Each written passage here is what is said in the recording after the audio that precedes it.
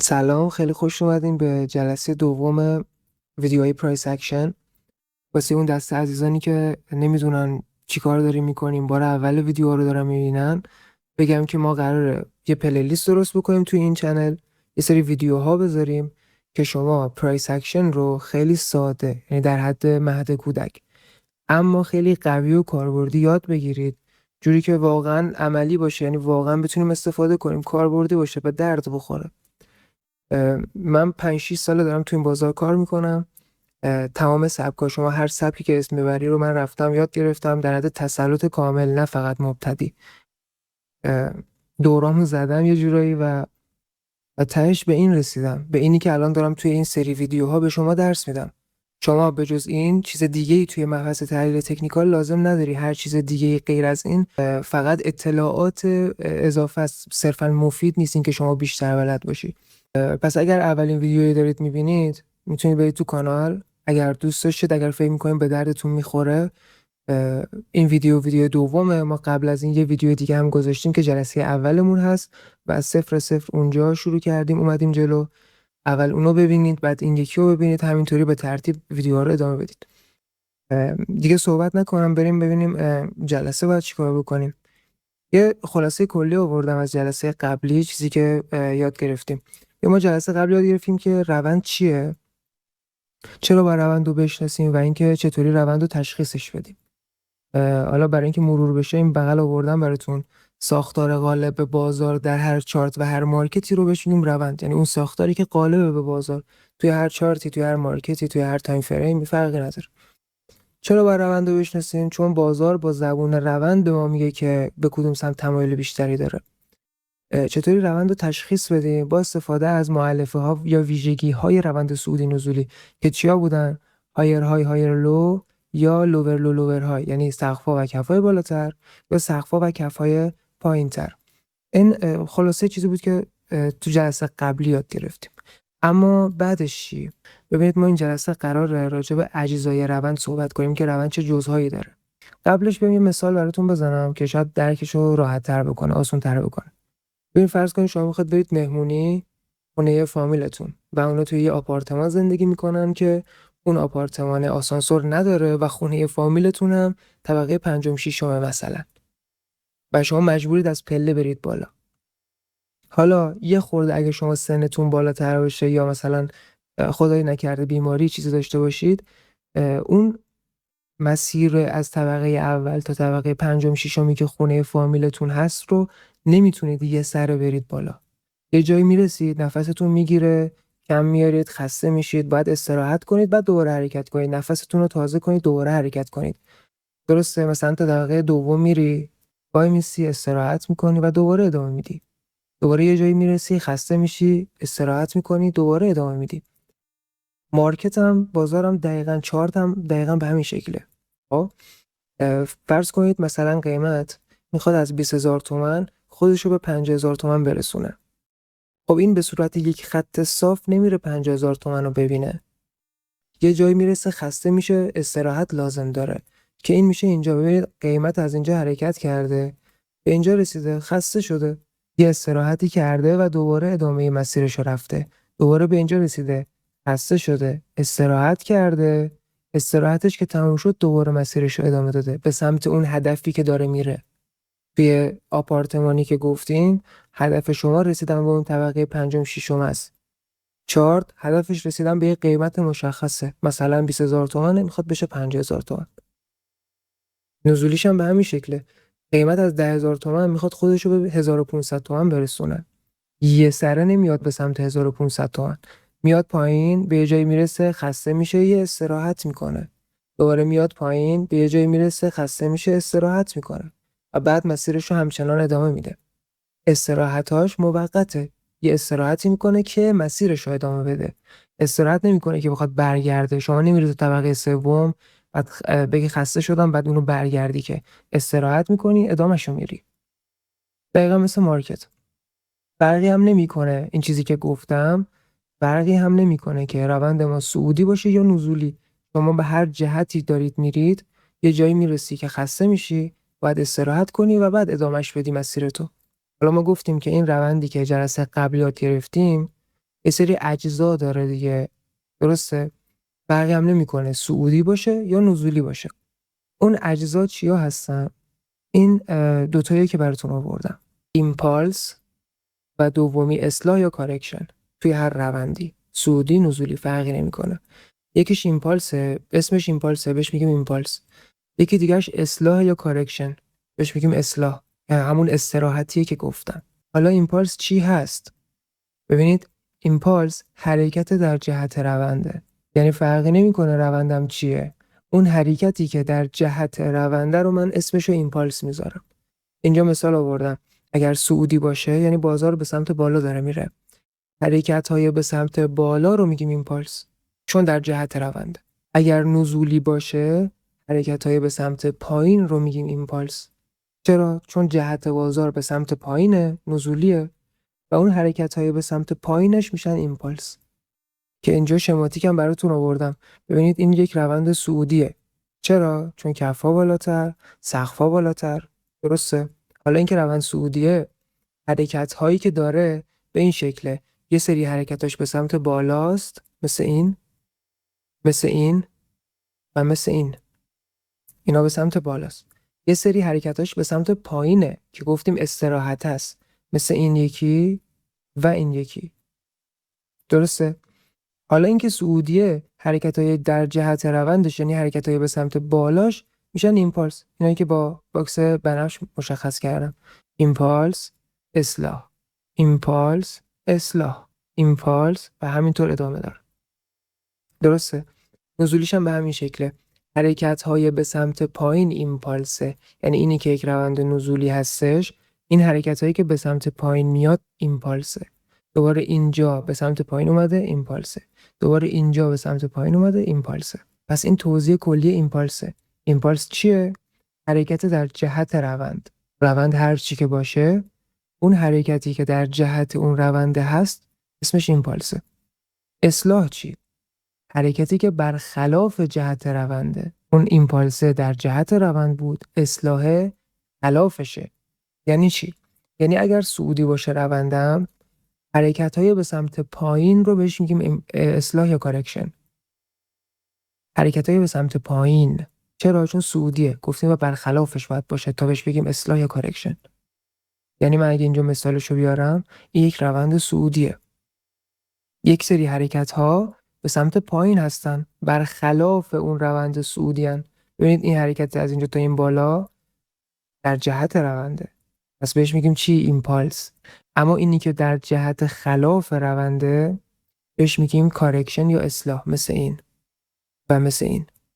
این دوتا اسمشون اصلاح یا کارکشنه، حرکت‌های خلاف روند. حالا روندم هرچی باشه. اینجا روندم نزولی، اگر نزولی باشه چی؟ حرکت‌های به سمت بالا رو میگیم اصلاح یا کارکشن. یعنی اینجایی که من دارم به سمت پایین حرکت میکنم، روند کلیم نزولیه، اصلاح ها میشه حرکت‌هایی که به سمت بالاه، یعنی برخلاف اون روند نزولی است. خلاصش کنم، هر روندی که داریم صعودی باشه نزولی باشه فرقی نداره، دو تا حرکت داره. یکی از حرکتاش در جهت رونده که اسمشو میذاریم ایمپالس، یکی از حرکتاش برخلاف رونده اسمشو میذاریم اصلاح یا کارکشن. از این به بعد حرکت‌های بازار رو با این دوتا اسم صدا میزنیم. اول روند رو مشخص میکنیم، حالا که روندم مشخص شد، این روندی که مشخص کردم این دوتا اسمو داره، ایمپالس اصلاح، ایمپالس اصلاح. هر کدوم از حرکتاشون دوتا اسم داره، اصلاح دارن، ایمپالس دارن. ایمپالس در جهت روند است، اصلاحش برخلاف روند است. مثل همون مثال خستگیه، تا یه جایی میره ایمپالس دیگه، تا یه جایی به سمتش حرکت میکنه، یه جایی میرسه خسته میشه، اصلاح اسمشونه. اینایی که گفتیم چرا اصلا این اسم گذاری مهمه، چرا اومدیم اسم گذاشتیم براش، چرا چه اهمیتی داره؟ این اسم گذاریه به ما نشون میده که ما بدونیم کی و کجا وارد معامله بشیم، بدونیم کی و کجا از معاملاتمون خارج بشیم، و مهمتر از اونا بدونیم کی و کجا هیچ کاری نکنیم.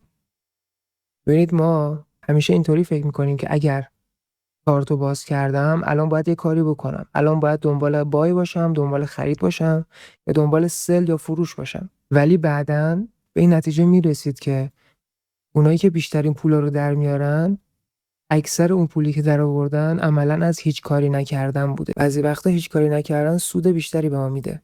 اینو بعداً بازترش میکنم، حالا راجع به روانشناسی هم صحبت میکنم که راجع به اینا جلسه بعدی صحبت میکنم که ما کی وارد معامله بشیم، کجا وارد معامله بشیم، کجا خارج بشیم و همه اینا. این میره برای جلسات بعدی.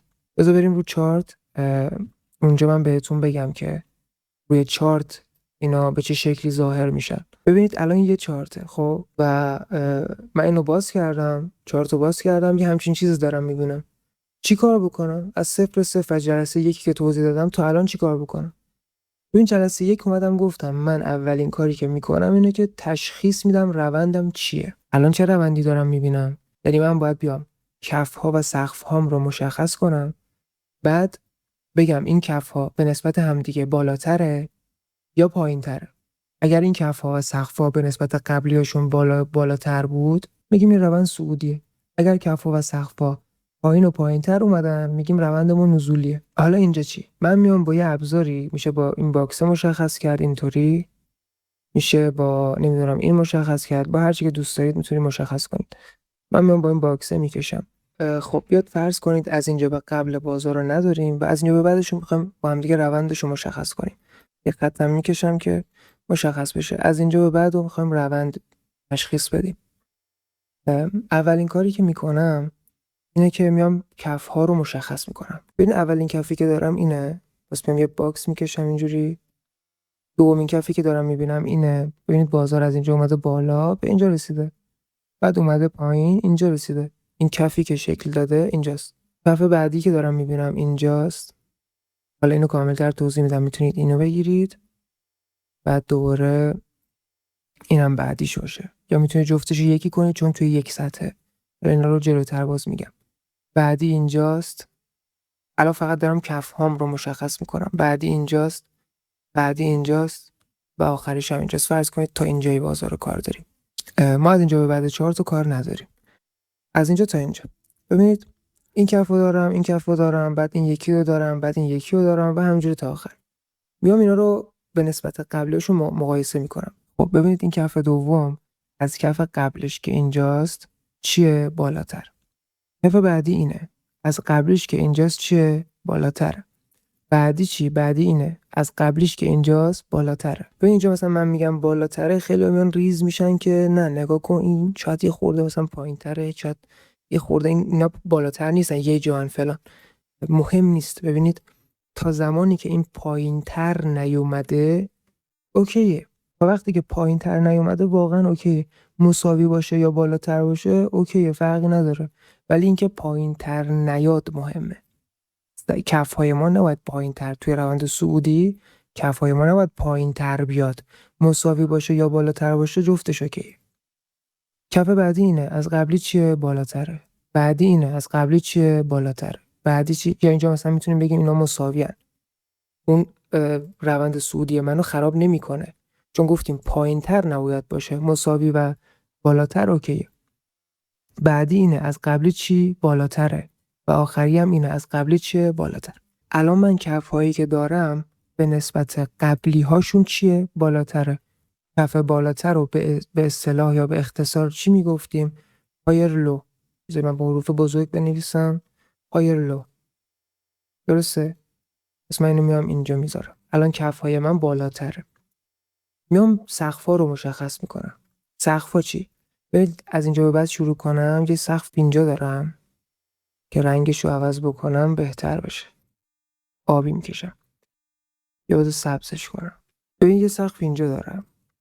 سقف بعدی اینه، میکشمش. سقف بعدی اینه، میکشمش. سقف بعدی اینجاست، رسم میکنم. بعدی اینجاست، بعدی هم اینجاست. حالا میام سقف ها رو مقایسه میکنم. ببینید این سقف به نسبت قبلیش بالاتر.